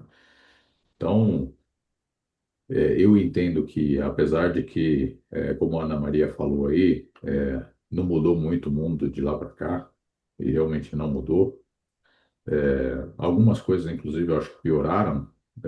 Quando eu vejo na própria Bíblia ou no próprio livro de Urântia, alguns compromissos que as pessoas faziam de palavra e tentavam manter sua palavra a qualquer custo com esses compromissos, eu acho que hoje, infelizmente, a gente tem isso um pouco menos marcado do que talvez fosse, né, existisse ali na época de Jesus, né, ou antes. É, eu entendo que na questão religiosa, hoje as pessoas sim são mais livres para escolher, né? Então, querendo ou não, em alguma forma, mesmo que seja errado muitas vezes, mas querendo em alguma forma, nós somos mais livres hoje do que nessa época para exercer de uma maneira mais liberta, né, essa religiosidade. Tá? Obrigado. Obrigado você também, Caio. E eu acho que, por enquanto, a gente tem ainda essa liberdade de escolha. Aélio, por favor, pela ordem. Eu estou muito curioso para ouvir Neemias e Adivaldo, mas eu não vou dar a palavra antes, porque eu queria deixar bem claro. Eu conheço bem o conceito de complementariedade, conheço muito bem. E vejo que é importante a gente buscar nas linhas, nas entrelinhas, até em outras fontes, alguma informação para complementar uma ideia. No entanto, não é disso que eu estou falando. Estou falando, por exemplo, que no movimento urantiano eu vi vários veteranos defendendo o panteísmo. O que é o panteísmo? É dizer que Deus é a natureza. É dizer que todos são deuses. Ora, quem lê o livro Urântia nunca vai concordar que o panteísmo é um complemento dos ensinamentos deístas de Jesus. Não tem o menor sentido. É uma coisa, outra coisa, e não tem complementariedade nenhuma, porque não há identidade, são mutuamente exclusivos. Então, falar de complemento, sugerindo que o complemento reforça um conceito quando não o contraria, aí é um absurdo. Eu desafio ir lá no grupo amanhã que nós vamos continuar esse debate, porque eu gosto de debate. Obrigado. Ok, Aélio. Que fiquemos para amanhã no site da Urante School para apreciar esse eletrizante debate. Neemias, por favor. Boa noite a todos. Eu também tenho muita preocupação, e para quem conhece as nossas discussões no grupo, sabe muito bem como eu estou sempre combatendo essa tentativa de misturar o conhecimento antigo com o conhecimento novo e dizer que um complementa o outro, porque o que a gente vê são pessoas apegadas a crenças anteriores e que não querem abrir mão dessas crenças. Então a gente vê pessoas usando o livro de Urântia para justificar esoterismo, para justificar crenças em energias positivas, energias negativas, para justificar teorias espíritas, para justificar conversa com mortos. Então, isso deve ser combatido. E Jesus alertou muito sobre isso. Uma certa vez, os espiões fizeram a pergunta: mas os seus discípulos não jejuam? E Jesus falou claramente sobre isso, que não era necessário jejuar. E ele ele fez duas analogias sobre isso. Ele falou: um alfaiate sábio jamais usa tecido novo para remendar roupa velha. E ele disse também que não se deve misturar vinho em odres velhos, vinho novo, colocar o vinho novo em odre velho. O odre é aquele que o pessoal fazia para poder transportar o vinho, né, com pele de animais. E ele falou assim: o vinho novo vai romper o odre velho. E o que a gente vê hoje, e essa é a grande preocupação, e eu acho que seja isso que foi comentado pelo Hélio, e comentado pela Sueli, é que com essa justificativa de que nós temos que unificar e que temos que aceitar e complementar, é o perigo de misturar os conceitos. O livro Durante é uma revelação que traz conceitos ruptivos.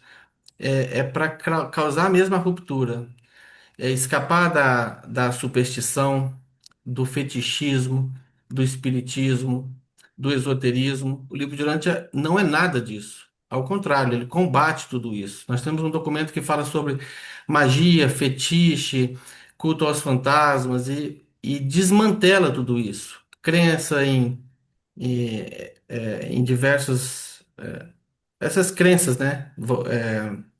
Que do New Age, do esoterismo, que é muito comum. E muitas pessoas vêm desse mundo, dessa linha de conhecimento, e conhecem o livro de Urântia. E acredita que é mais alguma coisa da nova era, é mais alguma coisa esotérica.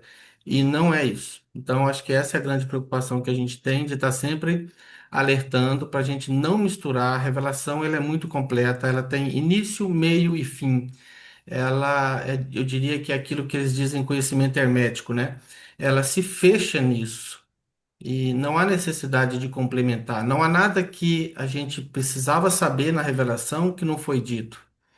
Eu acho que o livro de Dante é muito completo, ele tem 2.097 páginas e abrange todo o conhecimento que a gente precisa o próximo milênio. E a gente deveria aceitar isso e abandonar as nossas cargas anteriores. Cada um de nós veio de uma carga anterior, de uma crença anterior. Eu vim do mundo evangélico e lá A igreja ensina muita coisa que o livro de Urântia me fez, me libertou dessas crenças. Eu acho que a gente tem que, em algum momento, abandonar essas crenças e aceitar a revelação como. Obrigado, Mantovani. Tudo bem, Neemias? Obrigado você. É, Adivaldo, pela ordem.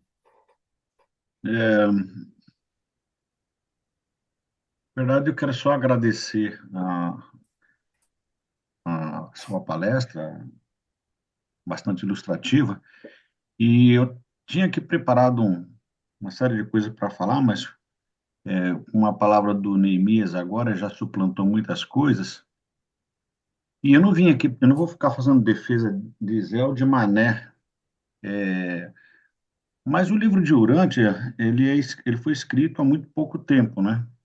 E tudo que a gente vê nos textos remonta a muito tempo atrás.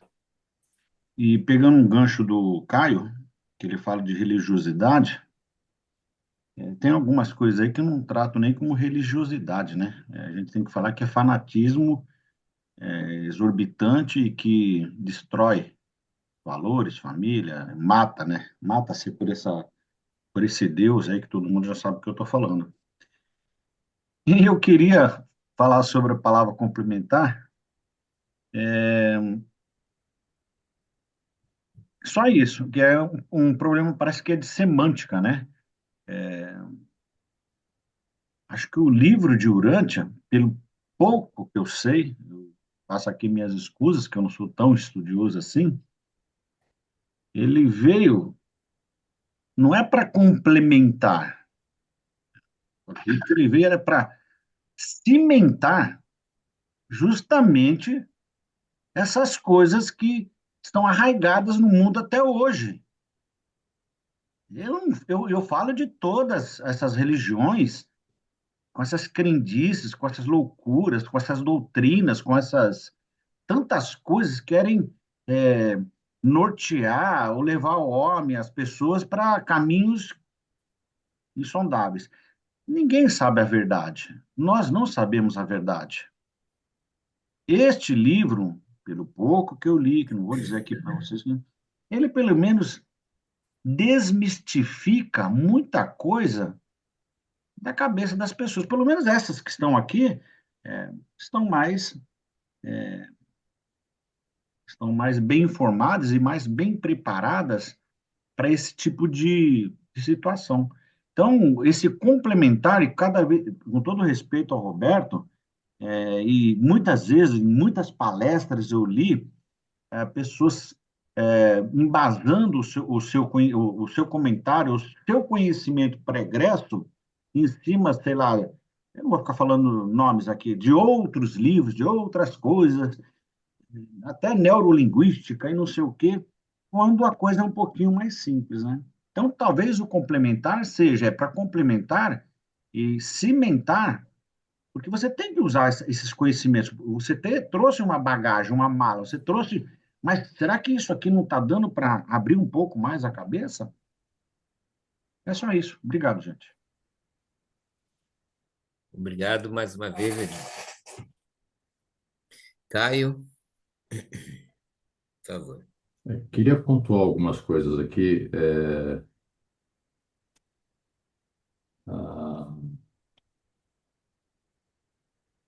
pontuar algumas coisas aqui que são importantes.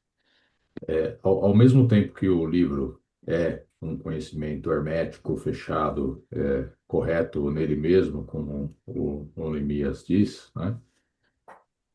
E eu acho que aqui ninguém vai concordar plenamente em qualquer uma das avaliações aqui. Obviamente vão haver grupos que estão mais para um lado, vão haver grupos que estão mais para o outro, etc, etc. Mas eu gostaria de pontuar algumas coisas que Jesus, ele acabou lidando com vários grupos religiosos, escolas religiosas distintas. Ele lidou com os mitraicos, inclusive quando ele foi para Roma, ele fazia parte das linhas de discussões dos mitraicos, dos estoicos, dos cínicos, né? Nenhum momento, pelo menos no livro de Dante, ele chega lá e vai denunciando que o que eles têm de teologia é errado e que, poxa, joga aí tudo isso fora cara, o correto é isso daqui, né? Ao contrário, ele dizia que o método de Jesus era ouvir e simplesmente ele iluminava aquilo que estava correto dentro da linha, deles, tá? Isso eu entendo que é um método, e é um método que também a escola cristã, da cristandade que saiu depois, e eu acho que todas as escolas de ensinamento religiosos acabaram usufruindo um pouco disso, e muitas linhas foram criadas depois disso, pegando talvez o melhor que existia de um lado, o melhor que existia do outro, fazendo um monte de remendos. E também a gente aprende no livro de Dante que, infelizmente, é assim, a revelação sempre está destinada a para sobreviver, criar certas concessões, né? E meio que se mesclar e ir melhorando, né, as coisas. Eu acho que teologia, em questão à teologia, sempre a gente vai estar com um certo risco de que isso aconteça. Isso é parte natural da evolução de uma religião. E eu entendo que o que Jesus combateu não foi necessariamente isso, até porque o próprio livro de Dante tem um pedaço lá que ele fala que a pessoa pode estar totalmente equivocada na teologia dela e, ao mesmo tempo, ter uma religião, uma vivência religiosa genuína, tá? Acho que as coisas não se ligam. Como um ponto de vista de perspectiva, da onde a gente tem que ir, por que que a gente está aqui, etc. Eu acho que o livro de Dante assim dá o melhor contexto e a melhor resposta de todas que eu tive acesso até hoje. E eu acho que é isso que Jesus queria, iluminar um pouco melhor e dar um guiamento um pouco melhor para as linhas. Se lembre que a denúncia que ele fez não foi sobre a teologia, a base teológica das religiões que existiam na época dele. A denúncia enérgica que ele fez foi sobre o sacerdócio e as práticas do sacerdócio judeu. Tanto que não foi da denúncia que existia, inclusive nas linhas judaicas, existiam discrepâncias. Existia a linha babilônica e a linha helenística, na época de Jesus, e não necessariamente as coisas convergiam, tá? E a denúncia foi, de novo, sobre o sacerdote, as práticas, a falta de ética que permeava muito ali do sinédrio e do sacerdócio judeu, e os rituais e os métodos escravizadores dos fiéis, que simplesmente você tem, e acontece isso hoje, infelizmente, da mesma maneira que existia na época de Jesus, se bobear até pior, tá? As pessoas vão de coração aberto, querendo encontrar uma resposta, e encontram a linha teológica que mais, né, vai de encontro ao que ela acha, onde ela vai receber essa resposta, e muitas vezes ela cai na mão de salafrários aí que simplesmente abusam e exploram os fiéis, como em várias linhas a gente tem, tá? De diversas maneiras distintas. Então, eu entendo que a denúncia de Jesus foi para essa, mais para essa questão de escravização e abuso que o sacerdócio fazia, tá? Outra questão com respeito a essas linhas todas aí, porque eu acabei, na minha experiência também, passando por um monte de lugares. Concordo totalmente com o Neemias de que é, você não precisa, o correto seria mais abandonar essas coisas, mas eu sinceramente acho que a gente vai precisar fazer pontes. E as pontes é o seguinte, a gente é muito rápido, a gente é muito rápido em denegrir e jogar fora o conhecimento do nosso irmão pela capa. A gente não tem paciência para ler,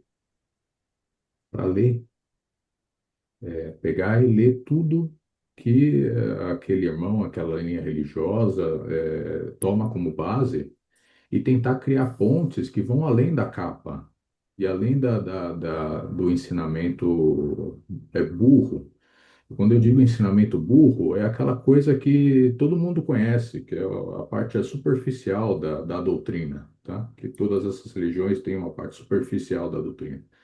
A gente fica por essa parte superficial e a gente não toma o tempo devido para entender a cerne daquele conhecimento.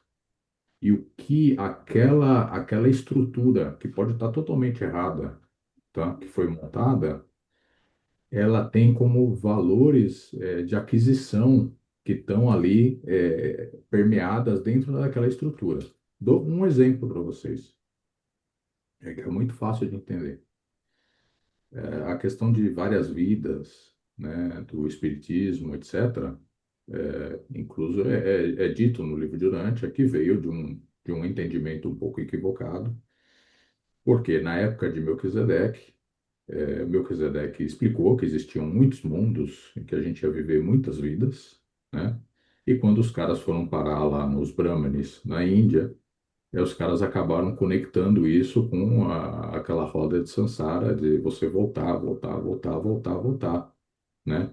Mas assim, o que é que está reconhecido numa estrutura onde você precisa de várias vidas? Está reconhecido que uma vida não é suficiente para você aprender o que você precisa, que você vai precisar de muitas vidas, em muitas vivências diferentes, para você conseguir adquirir, realmente evoluir a um ponto onde você se torna um espírito mais elevado, né? E que isso é uma necessidade, é uma realidade, e isso é reconhecido dentro da estrutura espírita. Então, se a gente começar a ter um pouco menos de preconceitos, e também ir muito no que a linha do livro fala, que ele fala assim, olha, eu acho que é um arcanjo que fala lá num dos capítulos, vocês ganhariam muito mais em entender o que as outras linhas religiosas têm de verdadeiro, do que sair denunciando todos os erros que existem nelas, tá? Então, acho que aqui, de novo, a gente só precisa estar uniforme aqui em uma coisa, é que a gente sabe o destino, a gente sabe aonde a gente tem que ir, a gente sabe qual é a linha, né, estrutural, teológica que a gente segue, beleza. Mas vai ter pessoas aqui que vão para a ponte de que não, não, não, isso não, não, não, isso está errado, e vai ter um grupo que vai querer fazer pontes. E eu acho que ótimo, a gente precisa das duas linhas, e pode existir até mais linhas nesse meio do caminho, porque cada linha vai falar em um tom diferente ao coração daqueles que precisam ouvir naquele tom. E graças a Deus, o mundo é assim, o mundo é colorido, ele não é preto e branco, né? E vai existir cores para todo mundo, tá? E a gente não precisa realmente fazer concessões enormes, começar a esoterizar o livro de Urântia, não precisa, mas a hora que você lê no livro de Urântia que os intermediários estão exatamente um ponto acima da linha de visão nossa, e que nas linhas esotéricas você tem dimensões, e as dimensões são exatamente isso, e você tem várias dimensões, no livro de Urântia você tem vários níveis mononciais, e depois vários níveis espirituais, etc. Existem tangências entre uma coisa e outra. A gente precisa começar a entender a cerne desses, desses nomes e começar a não ficar excluindo tudo pela capa. Obrigado. Mais alguém gostaria de fazer algum comentário? Eu creio que a própria linha do Senhor Jesus era essa, de ter uma certa altura que ele fala que era para aproveitar o de melhor de cada religião. Todas são boas desde que elevem essa pessoa, né, a um conhecimento melhor e mais próximo da divindade, e que seria de bom ouvir em vez de ficar é, é, né, Mantovani, colocando Criticando. Mantovani, desculpa te coisa. cortar. Só relembrando uma coisa, tem uma parte lá no comecinho do livro de Dante, quando Jesus era criança ainda, É, ele falava que ele avaliava todos os conhecimentos religiosos e linhas religiosas da época dele por duas coisas. Duas coisas. Isso leva o homem mais próximo de Deus ou não. ou leva Deus mais próximo do homem? É isso. É essa análise. Isso leva Deus mais próximo do homem ou leva o homem mais próximo de Deus? E aí eu concordo muito com Neemias no ponto que se você começar a analisar a maioria dessas linhas aí, elas levam o homem para qualquer lugar, menos mais próximo de Deus. Ela leva para cá, leva para lá, leva para Uhum. trás, leva, né, para tudo que é tangência, assim, tudo que é lugar, menos para o lugar que ele vai levar, né? É, E aí, sim, essa correção precisa ser feita, tá? Mas o é, modo que foi feita essa correção, desculpe. Dizem que todos os caminhos levam a Deus. Na verdade, de novo, é o poder da semântica aí, né? Tem algumas coisas aí que não está levando para lugar nenhum, e eu concordo. Certeza. Pelo que o mestre falou, era para se aproveitar o melhor de cada religião. Assim entendo eu. Quando, Leopoldo, quando o hum, homem não sabia nada sobre Deus, o simples fato de Onagar imaginar que havia alguém que dava o fôlego da vida, isso foi um grande avanço. Só que não significa que a gente vai.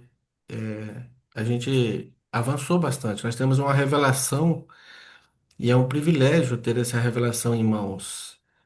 E eu entendo que muitas pessoas ainda estão no estágio lá do esoterismo, estão buscando Deus, e isso é importante. Ninguém vai dizer que essas pessoas estão condenadas ou elas irão perder a salvação.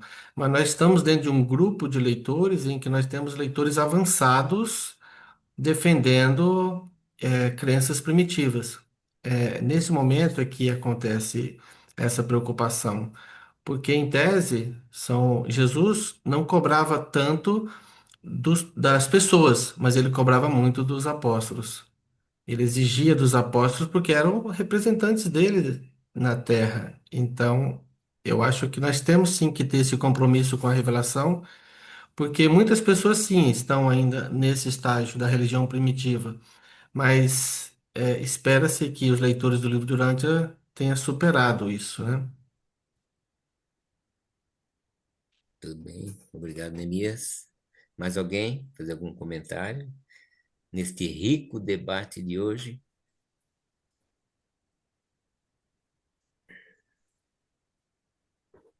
Bom, pessoal, chegamos ao final desse encontro e eu queria agradecer ao nosso amigo Mantovani pela dedicação, pela clareza, pela inspiração que levou essa aula até agora e que foi tão rico, né? Também queria agradecer a cada um de vocês pela presença, pela escuta, pela participação e eu espero que a gente possa levar com a gente não apenas o entendimento desse estudo aqui, mas principalmente o convite que eu ouvi, né, nesse documento para ouvirmos a sua voz, né, para vivermos de verdade e com confiança a filiação. Então, muito obrigada, Mantovani, gratidão imensa pela sua aula. Eu que agradeço mais uma vez a todos. Gratidão, Mantovani. Obrigado.